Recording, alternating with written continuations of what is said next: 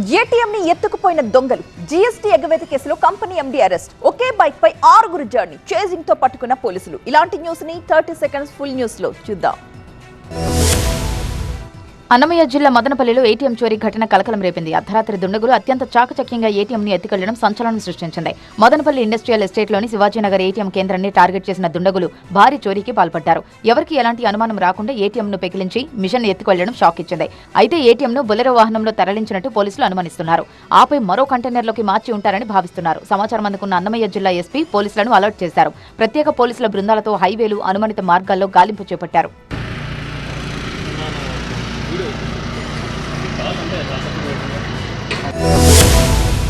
హైదరాబాద్ కేంద్రంగా కార్యకలాపాలు సాగిస్తున్న Ecoren energy MD Lakshmi Prasad Yerneni arrest సంచలనం సృష్టించింది. రెన్యూవబుల్ ఎనర్జీ రంగంలో ఏపీ, తెలంగాణలో భారీగా పెట్టుబడులు పెట్టిన ఎకోరెన్ సంస్థ నకిలీ ఇన్వాయిస్లతో జీఎస్టీ ఎగ్గొట్టినట్టు అధికారులు గుర్తించారు. చేయని లావాదేవీలు, షెల్ కంపెనీల నెట్వర్క్ తో ఏకంగా 64.5 కోట్ల నకిలీ ఇన్పుట్ ట్యాక్స్ క్రెడిట్ క్లెయిమ్ చేసినట్టు దర్యాప్తులో తేల్చారు. వివిధ బ్యాంకు ఖాతాల ద్వారా నిధులను పెద్ద ఎత్తున మళ్లించినట్టు ఆధారాలు సేకరించారు.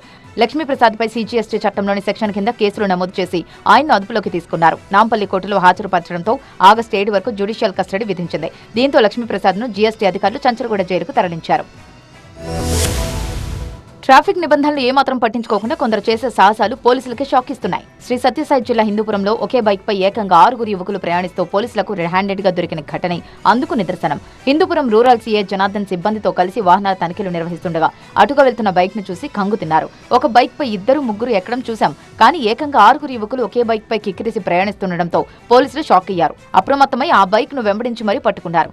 6 అదుపులోకి తీసుకుని విచారించగా బీహార్ కార్మికులుగా తేలింది. బైక్ ను సీజ్ చేసి ఆర్టీ అధికారులకు అప్పగించిన హిందూపురం పోలీసులు రోడ్డు భద్రతా నియమాలపై 6 కౌన్సిలింగ్ ఇచ్చి పంపించారు. పోలవరం జిల్లా విఆర్పురం మండలం సోములగూడెం బాలికల ఆశ్రమ పాఠశాలలో 20 మందికి పైగా విద్యార్థినులు అస్వస్థతకు గురయ్యారు. విరోచనాలు, కడుపు నొప్పితో విద్యార్థినులు బాధపడుతున్నారు. మొన్న అర్ధరాత్రి నుంచే విద్యార్థినులు ఇబ్బంది పడుతున్నారు. అయితే ఆశ్రమ పాఠశాలలోనే గుట్టుచప్పుడు కాకుండా చికిత్స అందించినట్టు తెలుస్తోంది. ఒక్కొక్కరిగా విద్యార్థులకు విరోచనాలు కావడంతో సమాచారం అధికారులకు చేరింది. 11 మంది విద్యార్థులను 108 అంబులెన్స్ లో చిత్తూరు ఏరియా ఆసుపత్రికి తరలించారు. ఘటనపై చిత్తూరు ఐటీడీఏ ప్రాజెక్టు అధికారి శుభం నౌక్వాల్ విచారణ చేపట్టారు. ఫుడ్ పాయిజన్ జరిగినట్టు అనుమానిస్తున్నారు. అసలేం జరిగిందని అధికారులు ఆరా తీస్తున్నారు. విద్యార్థినుల ఆరోగ్య పరిస్థితి నిలకడగా ఉందంటున్నారు వైద్యులు.